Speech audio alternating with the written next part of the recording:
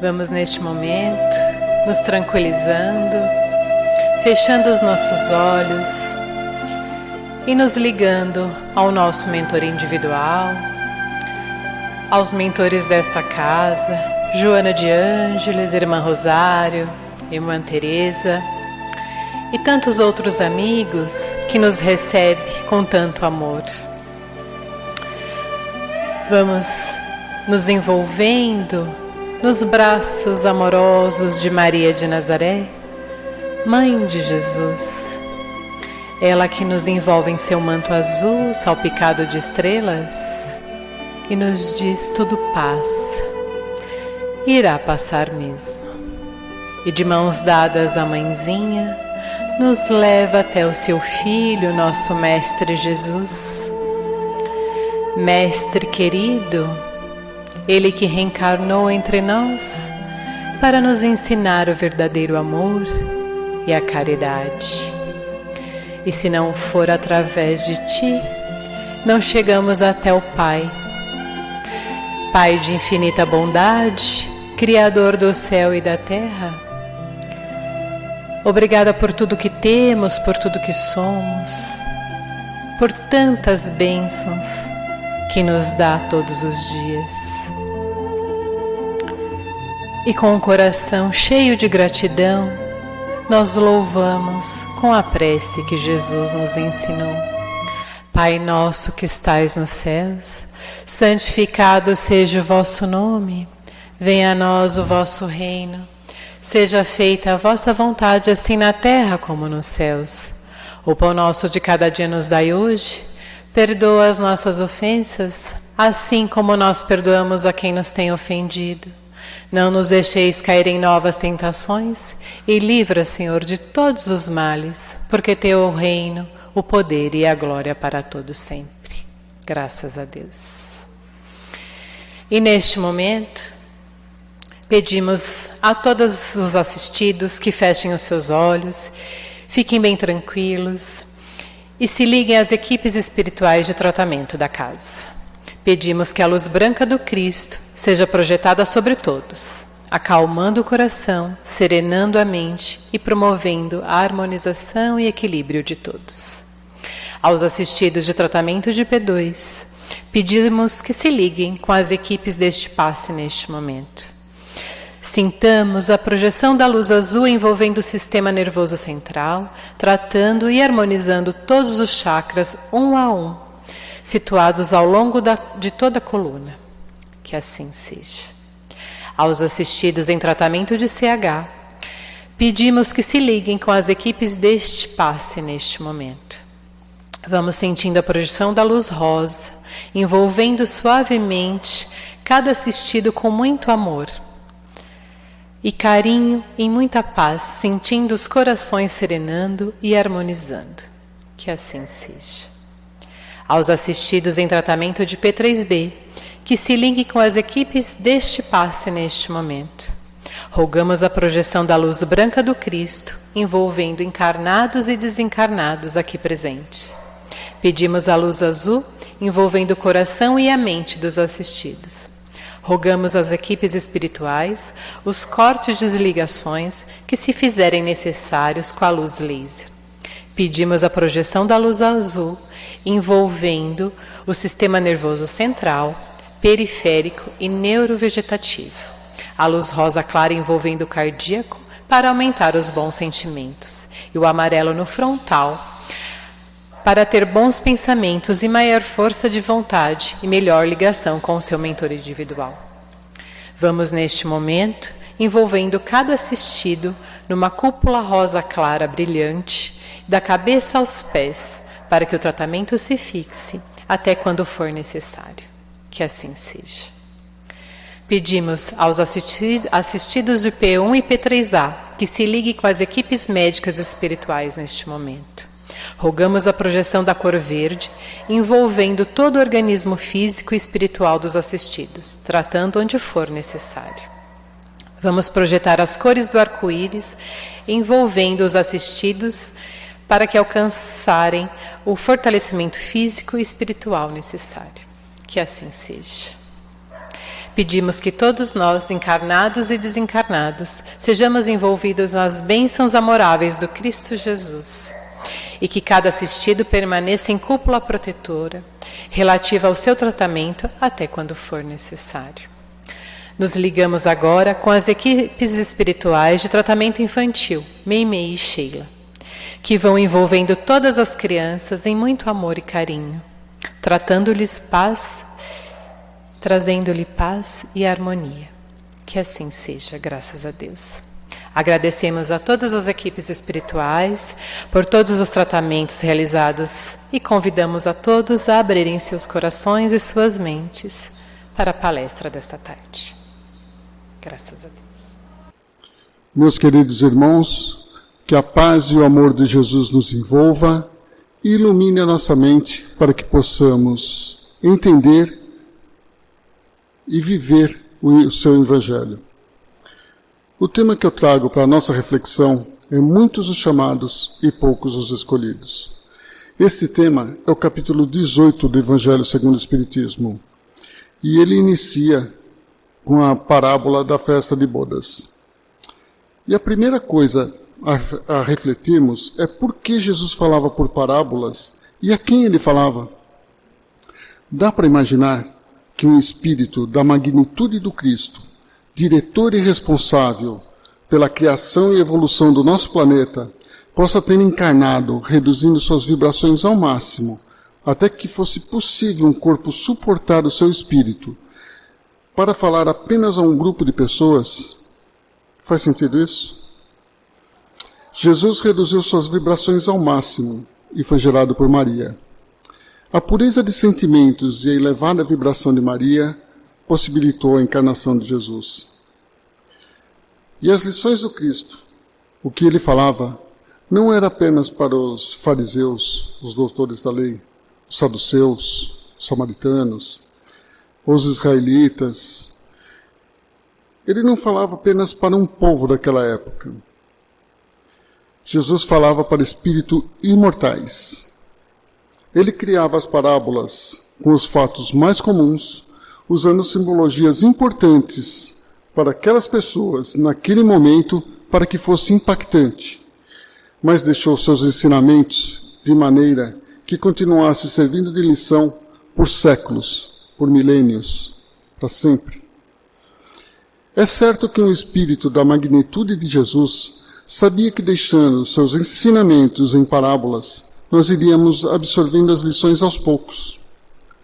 A cada encarnação, um pouquinho mais. Então vamos refletir sobre a parábola que inicia o capítulo 18 do Evangelho segundo o Espiritismo, a parábola da festa de bodas. E eu vou dar a minha interpretação. Vou ler algum trecho, interpretar, e assim vou fazer com a parábola toda. Jesus, falando em parábolas, disse: o reino dos céus é semelhante a um rei que, querendo fazer uma festa para o casamento de seu filho, enviou seus servidores para que chamassem os convidados para as bodas, mas eles se recusaram a ir. Jesus usou nesta parábola um dos símbolos mais importantes de todos os tempos, as núpcias. O casamento é muito importante em todo o mundo até hoje. É um momento de mudança. É quando você deixa um antigo e incômodo modo de viver e procura mudar de vida, com expectativa de um futuro feliz. E a festa de bodas. E o significado de boda? Vejam que a palavra boda vem do latim, originalmente votum, que significa promessa. Mas não é uma promessa qualquer. Não dessas promessas que se fazem hoje em dia, promessas vãs, mas uma promessa sagrada. É a ligação com a divindade. E vota é o plural de votum. E vota acabou se tornando boda por características de linguagem. Agora imaginem que as pessoas foram convidadas para um casamento, mas não um casamento qualquer. Foi um rei que as convidou. E como a comparação que Jesus faz é com o reino dos céus, logo, quem as convidou foi Deus. E convida quem? Será que convida os fariseus, doutores da lei? Aqueles que conheciam as leis, mas não as cumpriam? aos saduceus, que eram materialistas, samaritanos, que não acreditavam em nada. Jesus falava aos espíritos imortais. Portanto, o convite é para todos. Mas os convidados se recusaram a ir à festa. Imagine a falta de consideração. Se somos convidados hoje para um casamento, as pessoas notam quando a gente não aparece. Os noivos falam, olha, tal pessoa faltou. Os outros convidados comentam. Imagine essa falta de consideração com o rei. Os primeiros convidados seriam o povo hebreu, o primeiro povo monoteísta. E os servidores do rei seriam Moisés e os profetas, fazendo assim referência à primeira revelação. E a parábola continua assim. Então o rei enviou outros servidores, com o seguinte recado aos convidados. Digam a eles que já preparei o meu banquete. Mandei matar meus bois, todos os animais que tinham engordado, tudo já está pronto. Digam a eles que venham para as festividades. E esta parte demonstra a importância e urgência em comparecer às bodas do príncipe.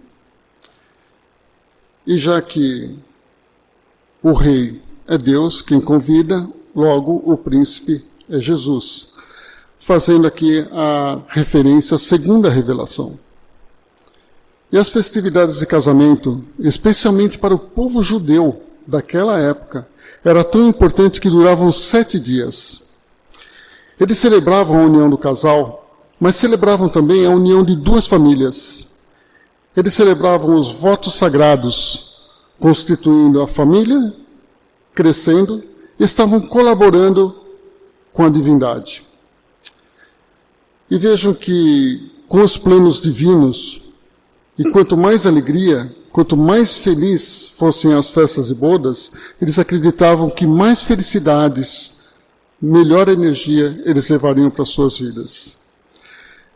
E aqui eu fiz questão de colocar que eles estavam colaborando com a divindade, não apenas com Deus, mas divindade, porque antes mesmo de serem monoteístas, eles já davam essa importância ao casamento.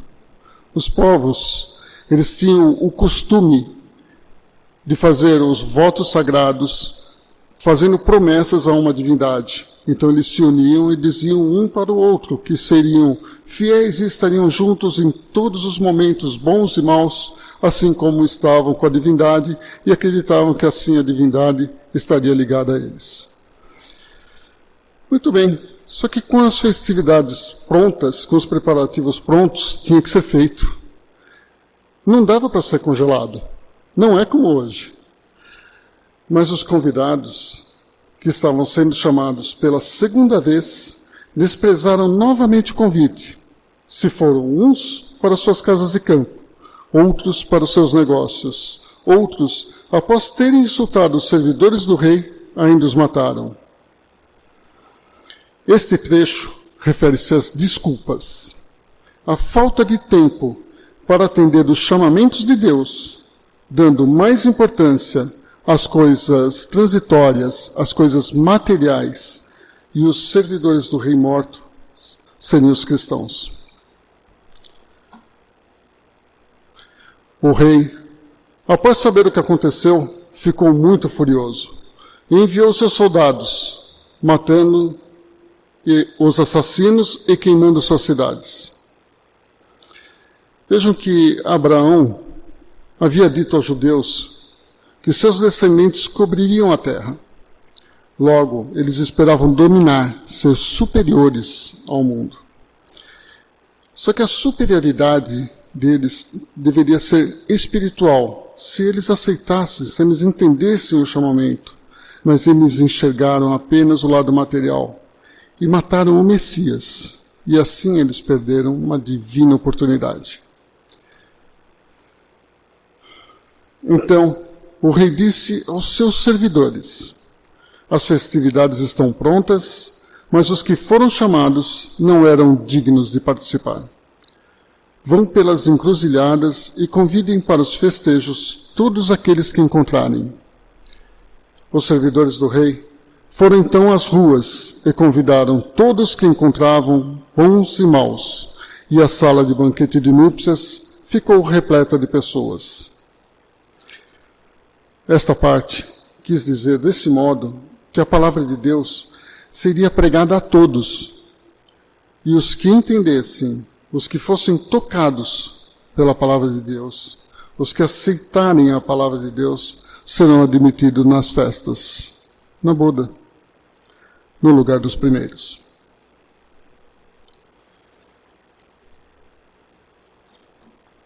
Em seguida, o rei entrou na sala para ver os que estavam à mesa, e percebendo um homem que não estava com a roupa nupcial, lhe disse: meu amigo, como entrou aqui sem a roupa nupcial?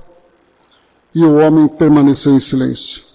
Então o rei disse aos seus servidores: atem mãos e pés e lancem este homem nas trevas exteriores, onde haverá pranto e ranger de dentes, pois muitos são chamados e poucos os escolhidos. Naquela época, quando o rei convidava para um banquete nupcial, ele enviava uma túnica nupcial. Era como um convite. Só com aquela túnica a pessoa conseguiria entrar naquela parte do palácio onde havia a festa nupcial. Na comparação de Jesus, são as leis de Deus. Quem obedece às leis de Deus, veste a túnica, ou seja, tem pureza de coração. Porque não basta receber o convite, não basta conhecer as leis de Deus, é preciso praticá-la. Questionar o homem quanto às suas vestes é a chance do arrependimento, do reconhecimento das próprias faltas. Mas o homem ficou calado, o que quer dizer não reconheceu seus erros. E amarrar mãos e pés e lançá-lo no exterior, onde haverá pranto e ranger de dentes, isso é tirar de circulação. Sabe quando você ouve falar, as portas estão fechadas, fechou as portas? Se não aprende por amor, aprende pela dor? A vida ensina. Quando deixamos de cumprir as leis de Deus, nos acontecem coisas para nos colocar de volta no caminho. Por exemplo, se uma pessoa faz um trabalho braçal, mas ela tem um intelecto que ela consegue melhorar, fazer coisas melhores em prol da comunidade, para outras pessoas, algo pode acontecer a ela para ela perder o emprego, para ela sair daquela condição, e abre-se caminhos para que ela se desenvolva e atue melhor, ajudando melhor os outros.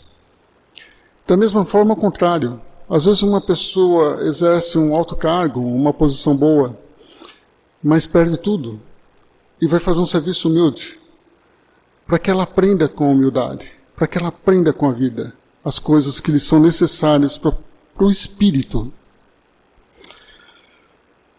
Por isso, é importante ter equilíbrio na vida, cuidar das coisas materiais, intelectuais e espirituais, sendo a parte espiritual o ponto primordial. O material é transitório, é para o nosso aprendizado. São muitos os chamados? São todos. Convido vocês a refletirem. Como estão respondendo aos chamamentos? No seu contexto. Como pai, como mãe, como patrão, empregado.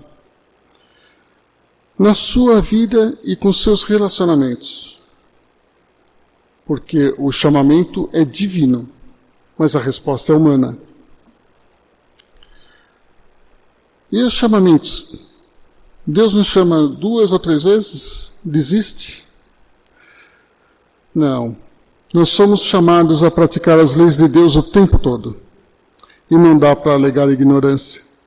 Não dá para dizer que não conhece, que não sabe onde encontrar as leis de Deus, pois Ele as deixou de modo que todos tivessem acesso a ela. As leis de Deus estão escritas em nossa consciência. E a lei está toda contida nestas palavras: fora da caridade não há salvação.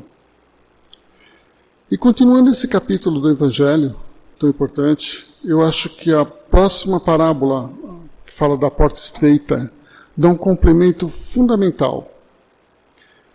E aqui eu vou ler a parábola e interpretar. A porta estreita. Entrem pela porta estreita, pois a porta da perdição é larga, e o caminho que a ela conduz é espaçoso. Há muitos que por ela entram, como é pequena a porta da vida. Como o caminho que conduz a essa porta é estreito, e como há poucos que a encontram. Alguém da multidão perguntou a Jesus: Senhor, são poucos os que se salvam? E ele respondeu: vocês devem se esforçar para entrar pela porta estreita, pois eu asseguro que muitos tentarão entrar por ela e não conseguirão.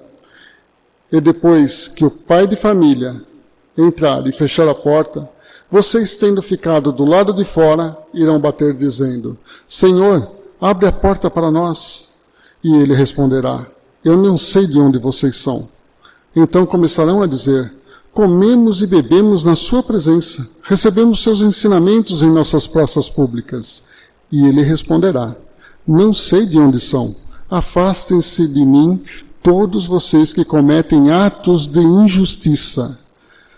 Quando virem Abraão, Isaque, Jacó e todos os profetas no reino de Deus, vocês ficarem excluídos, haverá choro e ranger de dentes. Virão do Oriente e do Ocidente, do Sul e do Norte, muitos que terão lugar na festa do reino de Deus. Então, aqueles que foram os últimos serão os primeiros, e os que foram os primeiros serão os últimos. No livro Espírito da Verdade, Emmanuel explica: a porta estreita revela o acerto espiritual que nos permite marchar na senda evolutiva com o justo aproveitamento das horas. A porta larga expressa o desequilíbrio interior com que somos forçados à dor da reparação com lastimáveis perda de tempo. Vejam que o perispírito aqui é comparado a uma porta. As facilidades do mundo, as falhas morais, as vicissitudes vão aumentando essa porta. Elas dão peso e volume. O orgulho, o egoísmo e a vaidade são grandes pesos. Para o estado atual do planeta, ou até pouco tempo atrás, até serve. Mas a Terra está num período de transição para planeta de regeneração. E quem estiver com essa vibração pesada não vai passar. Vai ficar de fora. Vai ficar no mundo de provas e expiações. Ou vai para o mundo de provas e expiações. Onde haverá pranto e ranger de dentes. Por isso, esforçar-se para entrar pela porta estreita. Ou seja, diminuir a densidade espiritual. Porque muita gente se preocupa com o corpo físico, em ficar slim, e esquece-se da densidade espiritual, deixar slim o espírito. E no livro Plantando Respostas, Emmanuel nos diz que nosso planeta será um mundo de regeneração por volta de 2057. Gente, 2057 é agora. Não dá tempo de uma próxima encarnação. Nem todos que dizem Senhor, Senhor, entrarão no reino dos céus. Este item refere-se a pessoas que têm conhecimento das leis de Deus e não as seguem. Neste capítulo do Evangelho ainda, diz que aqueles que ensinam a palavra de Deus aos outros e não as cumprem, serão ainda mais cobrados. Afinal, a quem muito foi dado, muito será pedido, e será dado a quem tem mais. Porque tem muita gente que cuida de ensinar a palavra como os fariseus faziam, cuidando mais da vaidade do que das leis de Deus. Tem bondade, vai entrar no mundo de regeneração, vai participar das bodas. Podemos entender que aquele que conhece e não pratica as leis de Deus é o que está gritando, Senhor, Senhor, e vai ficar do lado de fora. Jesus disse, eu não vim trazer a paz, mas a espada, a divisão. Vou separar o filho do pai, a filha da mãe, a nora de sua sogra, e o homem terá como inimigo aqueles que moram na sua própria casa. Porque tem gente que não dá conta de mudar e tem orgulho em ser do jeito que é. E tem muitos daqueles que vão ouvir a palavra, vão ser tocados por ela, vão se modificar e vão entrar no mundo de regeneração. E outros que estavam próximos são desses que não dão conta de mudar. Para ser bom, não basta não praticar o mal. É preciso praticar o bem. Precisa ter boas obras. Deixa eu citar um verso agora que me chegou quando eu preparava essa palestra. Há um tempo em que é preciso abandonar as roupas usadas, que já têm a forma do nosso corpo, e esquecer os nossos caminhos, que nos levam sempre aos mesmos lugares. É o tempo da travessia, e se não ousarmos fazê-la, teremos ficado para sempre à margem de nós mesmos. Fernando Pessoa. E lembre-se, fora da caridade não há salvação. E praticar a caridade não é apenas doar daquilo que te sobra. A caridade você pode praticar na sua casa, aos mais próximos, sendo um ombro amigo, sendo um ouvido caridoso, tendo uma paciência generosa, porque muitos têm fome de amor e compreensão. Que Deus esteja com todos, mas que especialmente todos vocês estejam com Deus. Assim seja.